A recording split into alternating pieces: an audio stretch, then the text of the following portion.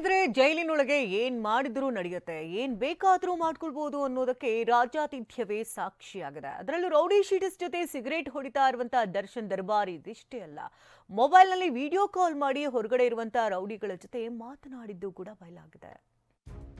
Photo ಬಳಿಕ ಬಯಲಾಯಿತು ಕಾಟೇರನ video. ಜೈಲಿನಿಂದಲೇ Darshan ಆಪ್ತನ ಜೊತೆ video call. Darshan ಜೈಲಲ್ಲಿ ಬಿಂದಾಸ್ ಆಗಿ ಕುಳಿತು ದಮ್ ಹೊಡೆಯೋ ಫೋಟೋ ವೈರಲ್ ಆಗಿದೆ. ಆದರೆ ಅದಕ್ಕಿಂತಲೂ ದರ್ಶನ್ ಬಿಂದಾಸ್ ಆಗಿರೋ ವಿಡಿಯೋ ಕೂಡ ಹೊರ ಬಂದಿದೆ. ಪರಪ್ಪನ ಅಗ್ರಹಾರ ಜೈಲಲ್ಲಿರೋ ಖೈದಿ ಧರ್ಮ ವಿಡಿಯೋ ಕಾಲ್ ಮಾಡಿದ್ದಾನೆ. ಅದೇ ಮೊಬೈಲ್ನಿಂದಲೇ ದರ್ಶನ್ ಕೂಡ ಮಾತನಾಡಿದ್ದು ಆಪ್ತನ ಜೊತೆ ಆಪ್ತತೆಯಿಂದ ಮಾತನಾಡಿದ್ದಾನೆ.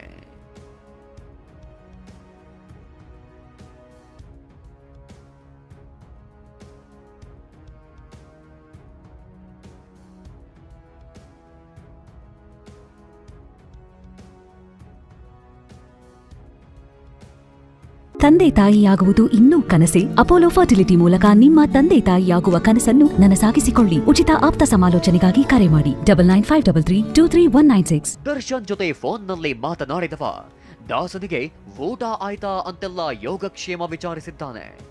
ರೆಡ್ಡಿ ಎಂಬೋನ ಸ್ಟೇಟಸ್ನಲ್ಲಿ ದರ್ಶನ್ ವಿಡಿಯೋ ಕಾಲ್ನಲ್ಲಿ ಮಾತನಾಡಿರುವ ವಿಡಿಯೋ ಹರಿದಾಡ್ತಿದ್ದು ಕೊಲೆ ಆರೋಪಿ ದರ್ಶನ್ ಎಷ್ಟು ಆರಾಮಾಗಿದ್ದಾನೆ ಅನ್ನೋದನ್ನ ತೋರಿಸ್ತಿದೆ. ದರ್ಶನ್ಗೆ ಫೋನ್ ಕೊಟ್ಟು ಮಾತನಾಡಿಸಿದವನು ರೌಡಿ ಶೀಟರ್. ಜೈಲಲ್ಲಿ ದರ್ಶನ್ಗೆ ಫೋನ್ ಕೊಟ್ಟು ಮಾತನಾಡಿಸಿದ್ದು ರೌಡಿ ಶೀಟರ್ ಧರ್ಮ.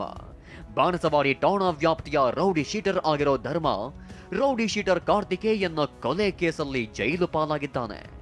ಕೊಲೆ ಪ್ರಕರಣದ ಪ್ರಮುಖ ಆರೋಪಿಯಾಗಿರುವ ಧರ್ಮ ಫ್ರೆಂಡ್ ಜೊತೆ ಮಾತಾಡಿ ಬಾಸ್ ಎಂದು ಫೋನ್ ಕೊಟ್ಟಿದ್ದ. ಈ ವೇಳೆಯಲ್ಲಿಯೇ ದರ್ಶನ್ ಸತ್ಯ ಎಂಬೋನ ಜೊತೆ ಮಾತನಾಡಿದ್ದ.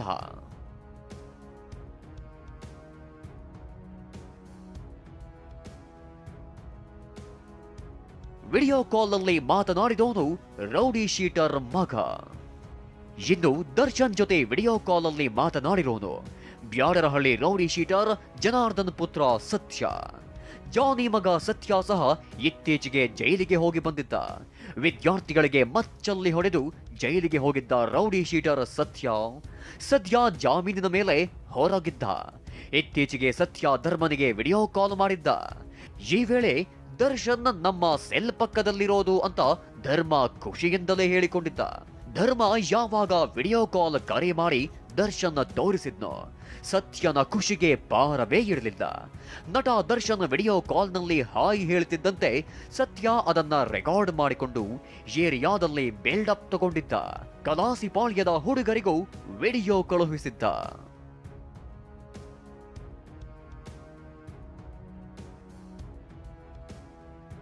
ಸದ್ಯ ಜೈಲಲ್ಲಿರೋ ಕಾಟೇರನ ಒಂದು ಫೋಟೋ ಒಂದು ವಿಡಿಯೋ ವೈರಲ್ ಆಗಿವೆ.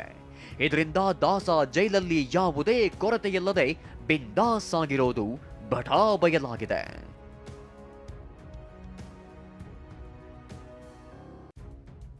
Bureau report TV9.